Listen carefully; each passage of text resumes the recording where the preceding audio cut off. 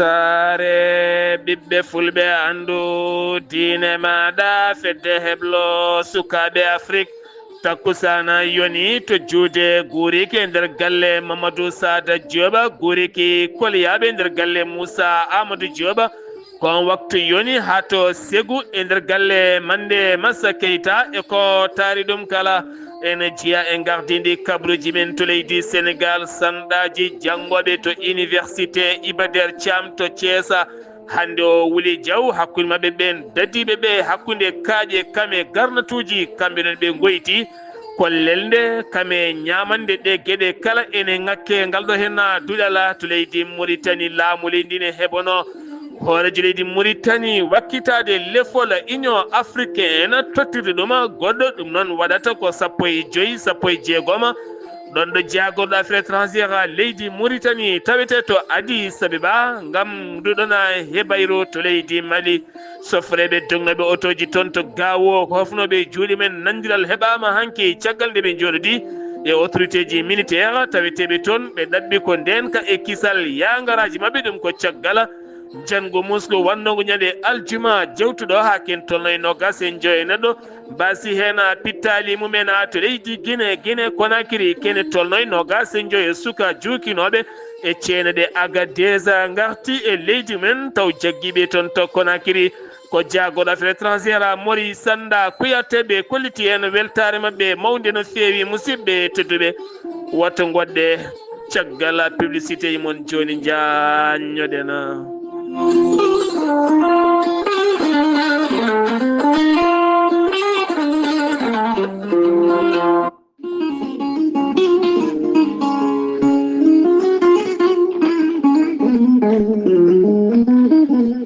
aadi bil aadi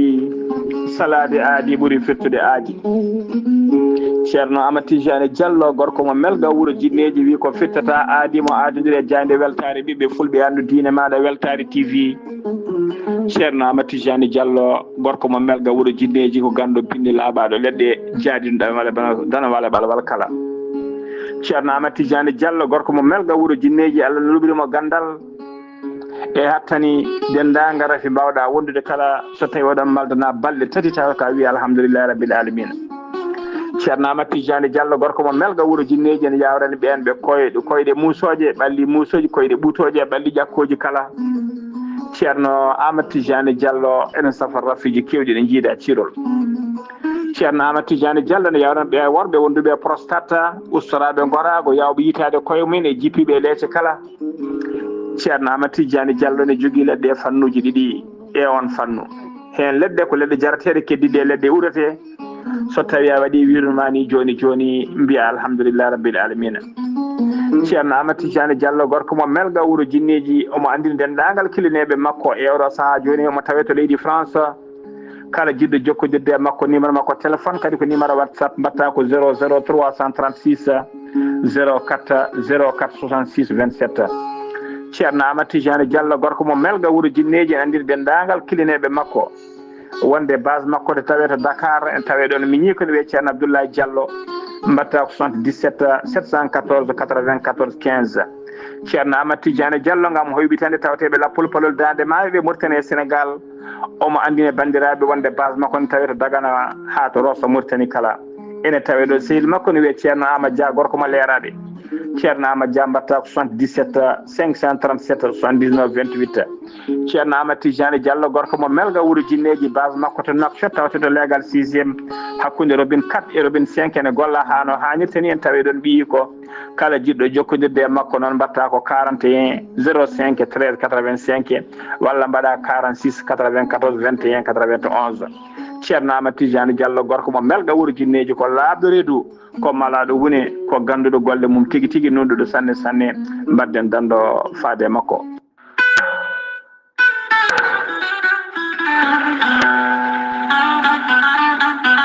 Amadou Ndiaye solaire ballal Allah ari tan ko wallodirgue e mon ittande mon niɓɓere e ɗomka kame caɗele kala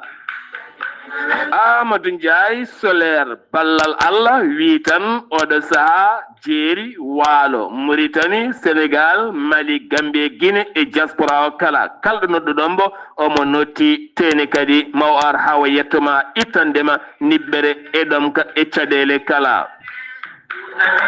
Amadou Ndiaye solaire ballal Allah holko jogii panoji solaire aji moƴƴi no feewi gila e galle ma waɗanma installation moƴƴo ngarɗuɗo woynduma forage ma demi forage ma koɓe asoɓe boyli koɓe waɗoɓe forage uji e demi forage uji kala ko cohluɗa hen e wannede installation solaire kala sa jokkodire Amadou Ndiaye solaire ballal Allah ma on ballodir ha mbiya alhamdulillah o wiya alhamdulillah Amadou Ndiaye solaire ballal Allah woynduma 60 métre ha 100 métre kala ɗon jiɗirɗa mawa yaltinane ndiyam keelelam belɗam yarde jara jerna daabeji ma dosira sardiŋaji ma e gese ma kala taw haydara hen ŋakkani Amadou Ndiaye solaire ballal Allah aɓe jogui systéme aji kesi taw ko panoje moƴƴe giwɗe toon to France Allemagne omo jogui systéme keso 12 panneau so wannima ɗum e nokkuma 8 heures subaka ha 6 heures hay so nangue yaltani diƴƴiɗe mankata hay seeɗa Amadou Ndiaye solaire ballal Allah gorko mo guuriki koliyaɓe sa yiɗi jokkodirde e makko mbatta ko 00 221 78 215 31 48 walla mbaɗa 00 221 77 756 05 27 ton goɗɗe ɗiɗi kala mbaɗi WhatsApp sa acci audio so ari wallirat jokkodiron kaldon nandiron o gollanma ha feewa puɗɗoɗa yebdemo mbiya alhamdulillah gorko mo guuriki koliyaɓe wiya alhamdulillah Amadou Ndiaye solaire ballal Allah ene wallodira e moon ittude niɓɓere e ɗom ka bisimilla moɗona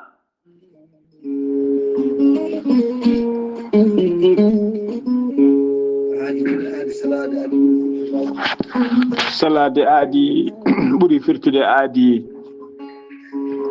ceerno Djiby Sy wi ko firtata aadi mo aadodiri e jayne weltare ɓiɓɓe fulɓe andu diine maɗa weltare TV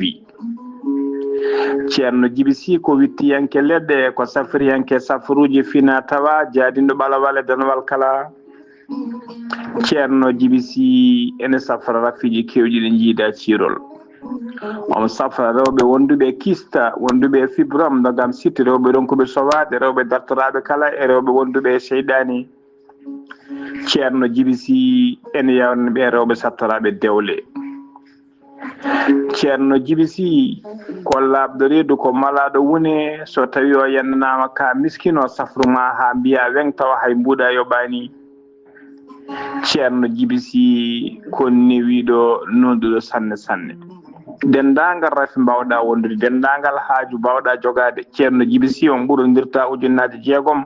so tawi ko haalis ugoya so tawi ko leydi haalisa mo leydi CFA mo leydi Sénégal e dendagal leyɗele ñamoje CFA on ɓurodirta ujunnaji ɗiɗi woni 10 000 francs CFA ceerno Djiby Sy ene jogui leɗɗe leɗɗe goragu leɗɗe ustoje leɗɗe ɓeydoje goragu ustoraɓe goragu yawɓe yitade koye men e jippiɓe leece kala leɗɗe biyeteɗe muuɗa hirna ƴettat ɗum joni joni mbiya alhamdulillah ceerno Djiby Sy ko bawɗo listihar ko indema inde nene ma dokkatamo haala ko woni nder ɓerde ma ha mbiya yoni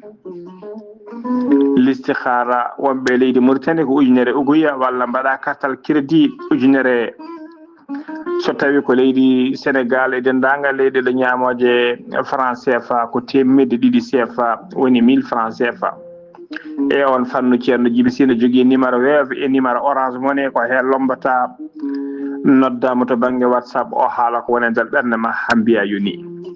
on numéro Wave ko numéro Orange Money mbatta ko 00 221 78 128 35 98 ceerno Djiby Sy ne andi dendagal kilineɓe mum o arti oɗo saaha mo tawe Nouakchott lamorgo leydi Mauritanie base makko to legal nettek sara jeere nettek numéro makko téléphone kañum woni numéro makko WhatsApp kadi mbatta ko 47 28 80 84 so tawi a heɓani mo aɗa wawi jokkodirde miñi ko ceerno Alassane Sy mbatta ko 32 62 04 99 ceerno Djiby Sy ko labɗo reedu kommalaɗo wune konne wiɗo sanne sanne mbadden dando faade makko. ko jom gande kawnide cuuɗotoɗe e nder leyɗele woni mande Massa Keita jom gandal kawningal an jiilotoɗo kanŋe jiilotoɗo jama walla boksita sa jokkondire mande Massa Keita so wannima ko waɗantuma ma yiitu ɗin ngaluji ɗin jiilotoɗa e nder leyɗele kala. mande Massa Keita gorko pullo hen bange Mali ganke hen bange taweteɗe to Ségou ene tawe nder leydi Mali kettinaɗo e nder windere nde ko wayno Mali Côte d'Ivoire Afrique du Sud Angola Zambie Mozambique RDC Congo hay nokkuji goɗɗi kala. mande Massa Keita ko joom gandal kawningal mbuɗo o yamnota koma so wannima o yima yaruni yilorni hen ma yiitu jama walla kanŋe walla boxit walla gueɗe ngaluji kewɗi ɗi jiilotoɗa e nder leyɗele kala. sa yiɗi jokkodirde e mande Massa Keita joom gandal kawningal ngaluji cuuɗotoɗe nder leyɗele mbatta ko tonggode leydi Mali 00 223 76 68 45 99 walla mbaɗa 00 223 capanɗe jeɗɗe jeegom capanɗe jeegom e jeetati capanɗe nayyi e joyyi capanɗe jeenayyi e jeenayyi joni joni jokkodira e mande Massa Keita joom gande kawnide.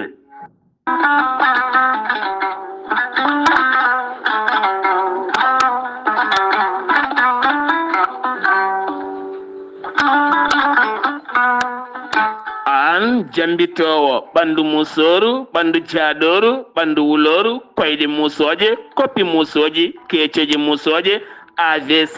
cardiaque moƴƴiyam dogata e ɗaɗi muɗuma donkuɗo yaade juma e jama e jokkoyde enɗam kala holko jokkodirta koye gorel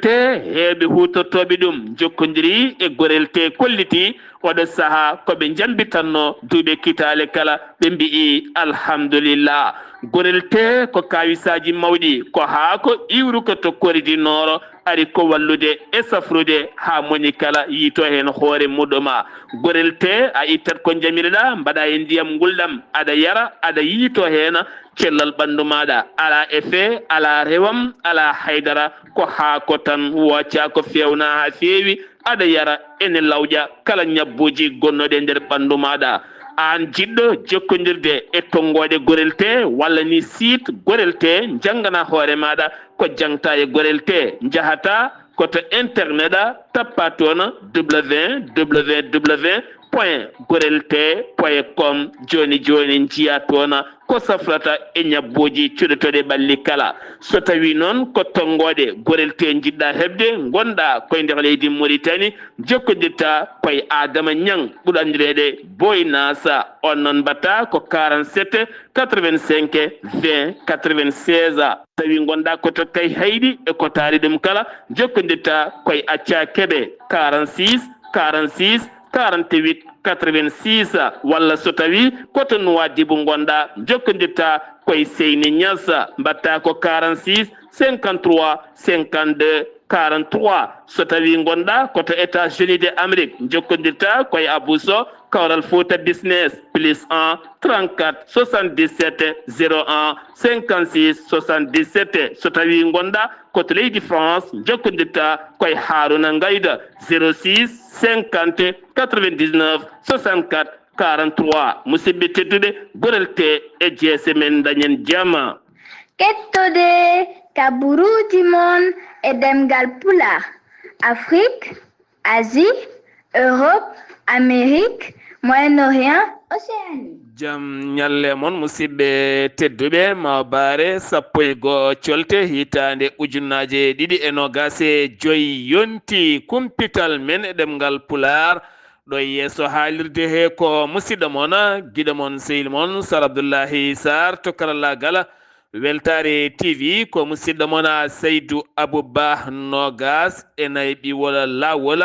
koɓe mbiyata yontere jangde leydi Sénégal ɗum noon koye gardegol Moustapha Guirassi on ñalawma yuɓɓinama hanki toon to Rufisque tawete koye nder Dakar lamorgo leydi ndi Sénégal e tawtorede jagoɗo kono mo leydi Sénégal woni Biram Diop on général ko jungo e jungo hakkunde jangde leydi Sénégal kame koninkoɓe leydi ndi beele kadi ɓen génie militaire en mbawa tigui tambade yogay kisal ɗen duuɗe jangguirɗe ɗe guila e laaɓal ha e senare ha e jokkodiral e nder ɗin fannuji kala ɗen jagorɗiɗi hanki ɓe ciifodiri ngam ɓattodirde hakkude koninkoɓe leydi ndi kame duuɗe jangde lesre ɗe ha yimɓeɓe kadi ganda darde koniyankagala ɗe gueɗi kala tesko mbawa yarude yeeso on ñalawma yuɓɓinama hanki yoga e nder leydi ndi Sénégal koɓe mbiyata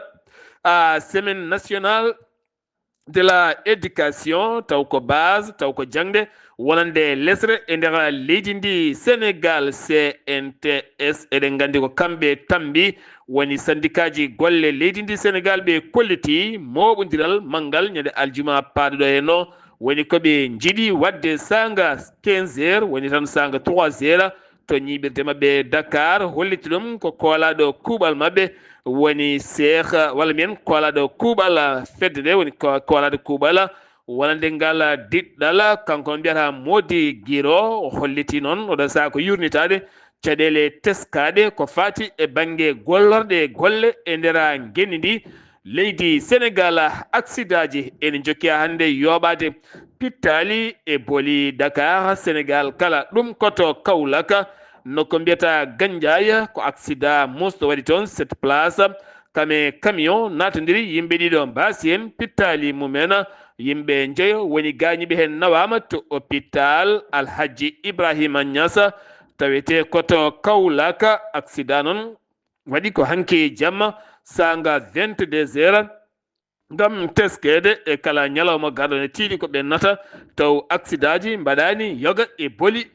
Sénégal gartatena koyɗe nangle e noddede yeeso lawola jaydiyanke chroniqueur mo Walfadjri woni Papa Sané noddanoma hanki ngam nottade wonande dikka wonande ko haalno e nder yewtere makko e plateau télévision mo Walfadjri hollirdemo wonande won jagorɗo e laamu ganduɗa mo joofi jofaɗo ko fate yogay ngaluji milliard uji kewɗi taw koye booña wonande kay goto e nder leydi ndi Sénégal hanki nde o nottinde hewɓe cikkanno ko mawo ɓennine e nder kaso o holliti yaltinimo toon ko jogademo document ji fawade gonga ko haali ko omo jogui en ko laaɓi ceer kono ɗo sa woni koye jimadi ñawore leydi Sénégal kalde ɓe cohlimoɓe noddanmo goɗɗo kay woni noddaɗo ko Saydou Sarr ɓene mbiyamo Dahir Sarr mo ganduɗa inde mum ene joofa yogay ngaluji kewɗi no fewi ɗum noon ko ñande 13 lewru février ndu no gonɗen woni alhamisa ɓaawo janggo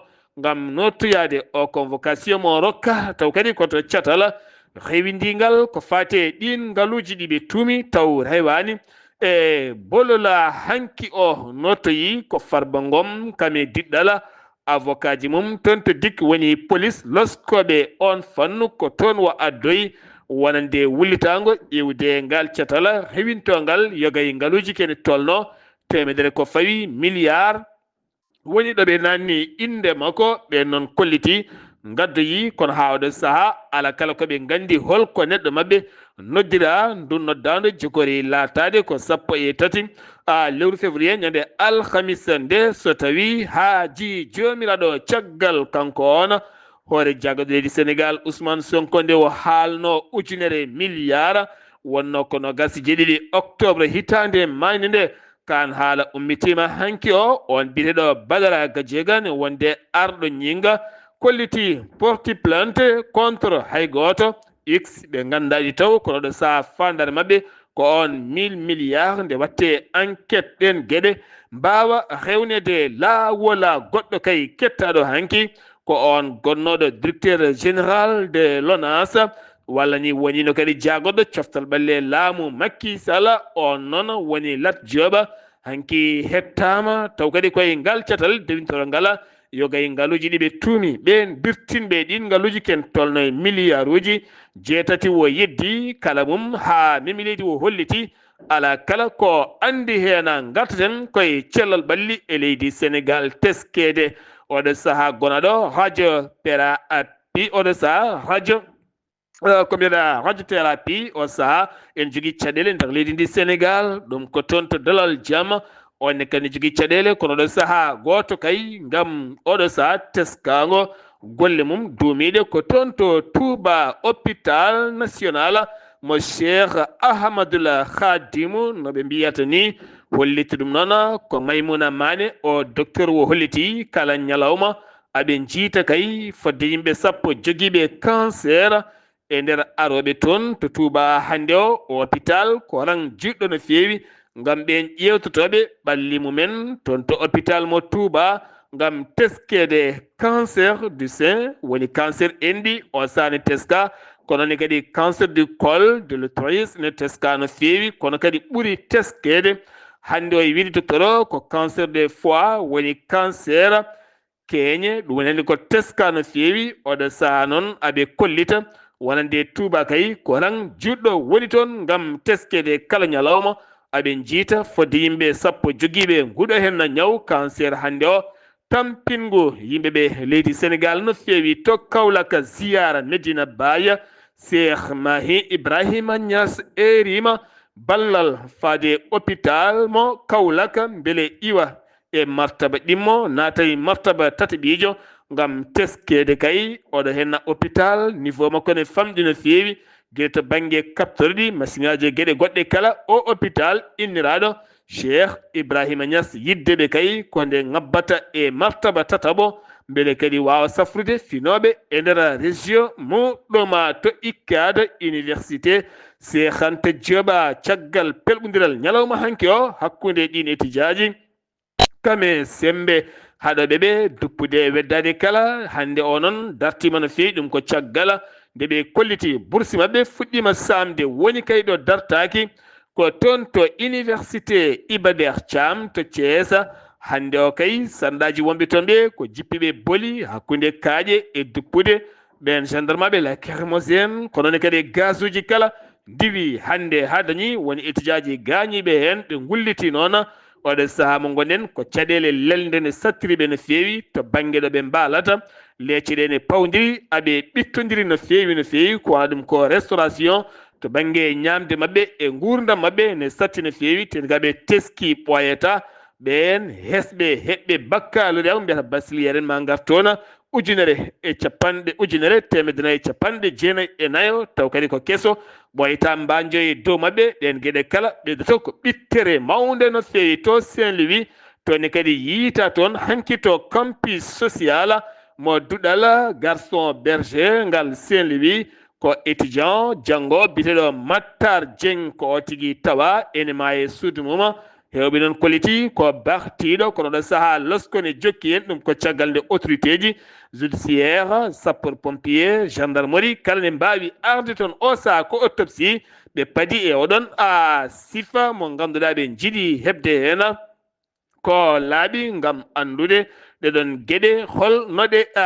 jaari ni hen on étudiante wonande jeeyaɗo to leydi Tchad baranoɗo wonande kay e sappo e nayyi lewru juillet 2024 hitande yawtunde on suka debbo mo duuɓi nogas e tati baɗɗo 6e année mum université mo Cheikh Anta Diop taw koye fannu cello ɓaliyari woni on mbiɗeɗo STFI wonande consul général mo leydi Tchad noddi moɓodiral manggal no fewi ngal moɓodiral ngal won noddi noon jogori wonde ko ñande sappo e tati nduɗo hen lewni ɓaawo janggo o gam huccodirde e ñawore beele kadi lelawal ne waɗe e mayde o suka debbo mo ganduɗa ko cowinoɗo ene yarano e lebbi 5 taw kadi wayani koye 2e étage heɓe kolliti noon ko duñaɗo hen to Cambérène ko policier mo ganduɗa 47e promotion gonnoɗo e moto mum kañum fera par auto mo hinde L200 o wasi en fittano makko ɗo sanan enquête ene jokki e faade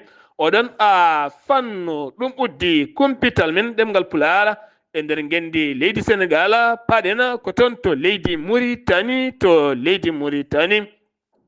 wonande gendarmerie mo leydi Mauritanie holliti teɓima ken tolno yimɓe 15 taw koye laylaytol waɗoɓe trafic aji ko fati document ji ɓe kolliti hen jeegomo liggoto koye état civil hen joyo koye nder leydi ndi ɗum noon ɓe puɗɗi ngol laylato ko gila nogas e ɗiɗi lewru janvier taw kadi koye avocat goto e on mbiɗeɗo Ahmed Salema mbawi kay joƴƴinode ɗin ɗereji caggal nde inde jomum feeñi wonande ne resodiri goto e kay baɗante ɗin document ji ƴewde visa faade caggal leydi taw ɗin document ji ɓe mbaddita ɗum koto banggue dewle beele jomumen mbawa dañde ko fate visa ji faade Espagne walla Europe e nokkuji goɗɗi kala ko wona ɗum ko noon hewɓe kollitama naggama hen on agence national ko fate banggue nden kay kisal mo état civil ɓe jeddi woni kabaruji ɓe kolliti ɗi document ji goni koye kisal technique et technologique kesso garɗo foof koko soka hay goto wawa wadde hen trafic walla ni layti goɗɗi ko wawi wonde kala loskoji ene jokki e oɗon sifa no fewi Mauritanie ene heɓo ittugol walla tottirgol lefol laamu gardidi union africaine ɗum koye jonde jogorde laatade ñande 57 walla mbiyen jonde wattore 57 jonde den jonde jogorde laatade ko 15 16 toon to Addis Abeba laamorgo leydi Éthiopie Mohamed Cheikh Al Ghazouani bakkilaɗo sawru golle union africaine fodde hitande joni gasa wonande jagorɗo affaire étrangère mo leydi Mauritanie Mohamed walla mbiyen tan on Wulmar Joga ene tawe to Addis Abeba ne yaade sete timmuɗo gam huccande golle ɗin ɗereji ɗi hooreji ɗi ndi jogori kay nawtude ñande 15 16 nduɗo hen lewru ndu gonɗen Mauritanie o saaha fandari mum ko ɓeydude jokkodiral hakkude mum e britannique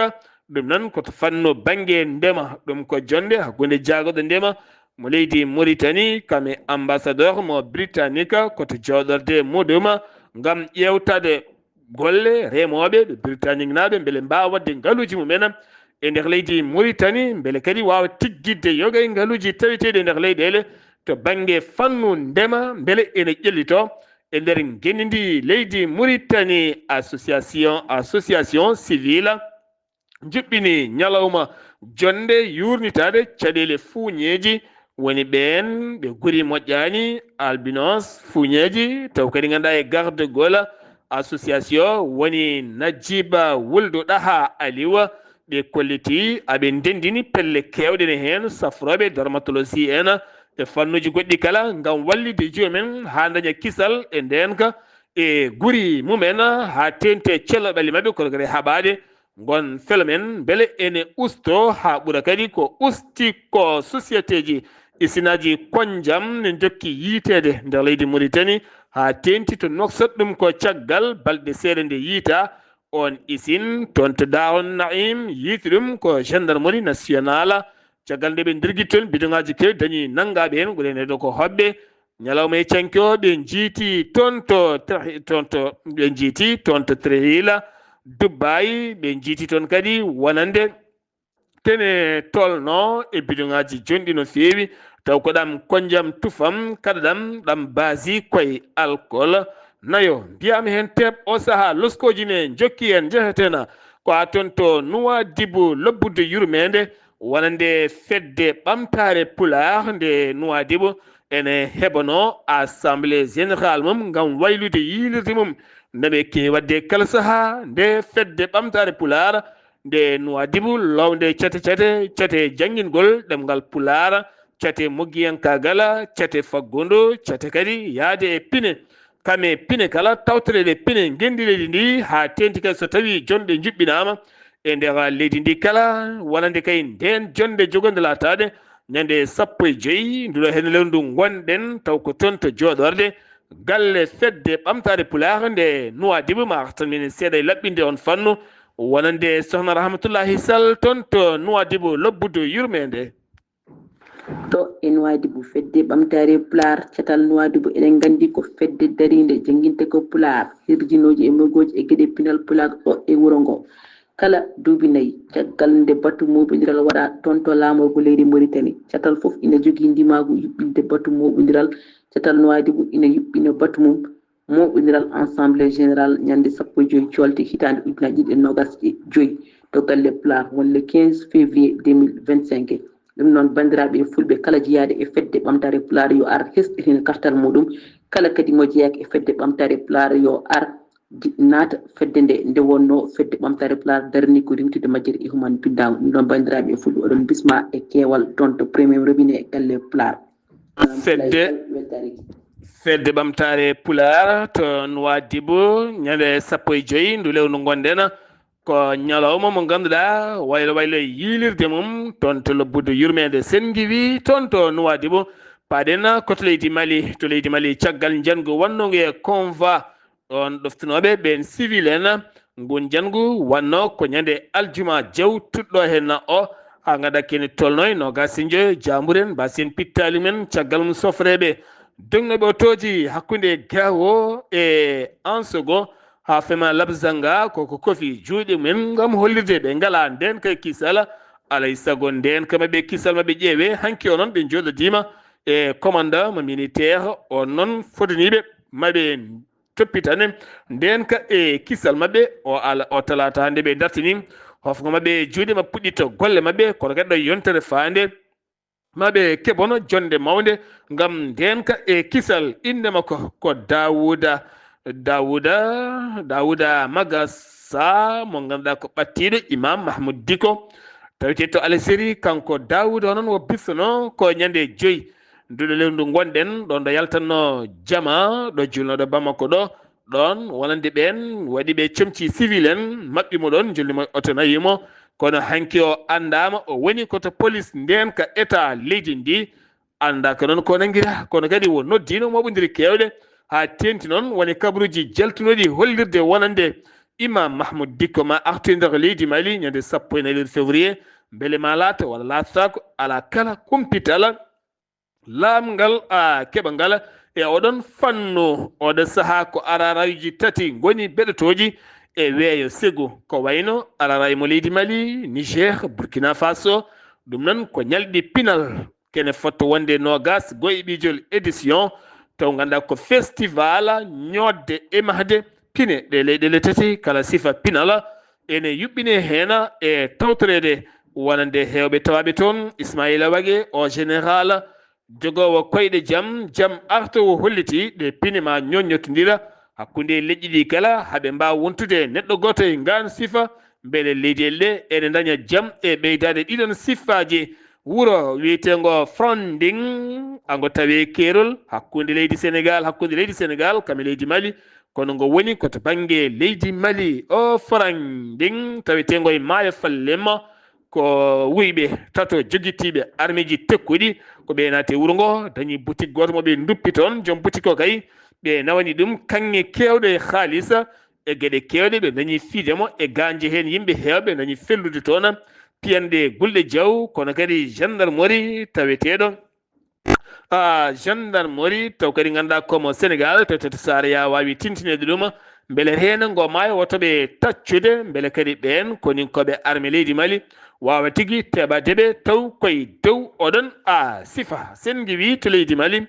Guinée Conakry nogas e joyo suka juukinoɓe toccene toon to Niger Agadez mbawi e goytal ɗiɓe gollidino yoga e réseaux sociaux ɓe mbawi artude leydi mabɓe e ballal laamu leydi Guinée ɗum noon jaagoɗo affaire étrangére mo leydi Guinée woni Mori Sanda Kuyate wawi jaɓɓadeɓe toon to Bowal laalidi woƴe Cheikh Ahmed Touré guila ɓe bifta faade hande woni lebbi 7 ha hande anda kalɗo ɓe goni wonno ko 9 juillet 2024 fuñe mangue Omar Silla ɓuuri andirede ene wondi e Billo Ba ha hande de koreji mabɓe ganda kalɗo ɓe nawa ɗum ko caggal nde ɓe kirɓa ɓe nawa ha hande noon anda ko kala ɗo ɓe nawa e won e nokkuji Niger loni e rima autorité militaire leydi ndi nde accitta Mohamed Bazoum gonnoɗo hoorejo leydi ndi pollaɗo o follano ko gila tan e juillet 2023 kanko e joom suudu makko Hadiza wonande Bazoum nangaɓe ne ndumba ko alda e lawol ngala téléphone aji hay goto arta min so wona tan cafrowo wi avocat ji mabɓe loni holliti ngal nanggal ko ɓuura doole tan ko ɓurde doole jeeyi sababu kono ɗo saaha yiddeɓe konde ɓen ɗaccitte ko ɓuuri yawde e yaccade Cameroun jonde hakkunde Paul Biya kamɓe ɓesguji leydi ko hanki laati nde jonde wattude capanɗe joyi jeeneɓire jonde ko fate banggue nden jonde mbiyata jonde hakkunde makkoy ɓesguji leydi o holliti o wasiyima gouvernement o nde uddita calɗi golle ɓen sukaɓe meeɗa dañde golle mbawa gollade jiito koye mumen e nder leydi mumen o holliti hitande hikkande payi koye sumgoji woto sukaɓe ketto ɓen bonnoɓe hakkillaji jiiɓoɓe leydi ndi woni koye jaam e kisal peewal kala to leydi Gambi wona ɗin bandiji yannoɓe e boutique murtannaɓe ha tete gueɗe kewɗe wonno ko ñande jamma aset jawtuɗo henno ene jofi alata en fedde bandiji wiyama teb e ballala wonande oto moɓe gujjirno ngandi mawdi jeeya koto leydi Congo gurɗo tan to leydi Gambi o sa kamɓe kala mbiyama teb eɓe pawa juuɗe gam rewnede lawola to Maroc hanki ko yerɓande leydi waɗi sanga 23h48 hewɓe kuli nayi piccal go taw kadi koye nder yerɓande wande to tatu en tawi région mo Tanger a Tatuna Al Housuma ɗum noon nde yerɓande dittinama ha ton to Rabat waɗani hen mayɓe kono kam ko yerɓande nde ganduɗa yande ha yettoyi nder to Burkina Faso armée leydi holliti guila ndu lewru dari ɓe mbaɗi piyanɗe gulɗe jaw e nder leydi ndi ha tenti noon hakkunde leydi to ha tenti kadi to banggue Sano tawi nder région mo Boucle ɓe teɓɓiti hen pittali kewɗi taw ko joguitiɓe armée ji ɓe tetti kaɓirɗe kewɗe no fewi to Côte d'Ivoire lawol ne jokki yoɓade pittali hakkunde Yamoussoukro kamɓe Bouaké ɗum kon jeeyi sababu o accident baɗɗo e kaara kame camion yimɓe jeegom mbasen pital hewɓe mbawi gagnade ɗe hen to leydi Ghana ken tolno e sappo e ɗiɗi conteneur woni ko yiita hen noon conteneur uji suuɗa hen lengoji or kewɗi no fewi ne hen kadi fo biyeji ɗi dollar américaine kame sedi leydi Ghana ɗum koto région Grand Accra o saha noon nayo mbiyamen teb goto notoro inde Alaji kono ɗo saha leskoji ene jokki oɗon sifa Centrafrique winditima toɓo mum addigoye oɗo hen saison kono kadi ngoɗo toɓo yani ko toon to bangui to legal PK13 kamɓe PK12 o saha leyɗe kewɗe goni koye ɓakke e galleji kewɗi jani toon ha hewɓe hande o ngala hayɗo goni so wona e église uji wonen payi e nokkuji goɗɗi ɓe erima autorité ji ɗi so tawi kay ko ni fuɗɗori ene gasa ko caɗele guurate hen to Gaza jolam jaɓeri Hamas walliti dartini gostodiral dumbaɓe ɓen otage wonɓe juuɗe mabɓe kamɓe Palestine naɓe nangaɓe to Israila gam hollude ɓe guila sifande 19 lewru janvier naati Israila ɗoftaki nde sifande hay seeɗa ɓe kolliti o saaha ɓe dartini kala mum ha diwa oɗo saaha gonaɗo guerre Ukraine Russie Séoul ko Corée du Sud ɓe kolliti Pyongyang mo Corée du Nord neldi ken tolno temedde pièce taw ko misilaji bawɗi woɗɗoyde wallide Moscou jokkude hari mum ken tolno e 1 ujunere militaire holliti ɗum ko Séoul e jayde AFP Union européenne gardiɗo commission o holliti kamɓe naɓe keeɓo dartade wonande Donald Trump ko holliti ma faw ko teddi yogay produit ji nattoji leydi mum kamɓene ɓe kolliti oɗo saaha maɓe daro gam wadde défendre yoga e produit ji Amérique natoji e leyɗele mabɓe musidɓe tedduɓe ɗum ɗo henno wonno kumpital ngal min gaddanno mon kikiɗe hande o ɗo yeeso haalirde he ko musidɗo moon guiɗo moon sehil moon Sara Abdoullahi Sara moon dulmaji to karallagal to ko musidɗo moon Saydou Aboubamalou Saydou gorgola kettimalaki jaam yo jaam Allah hiranena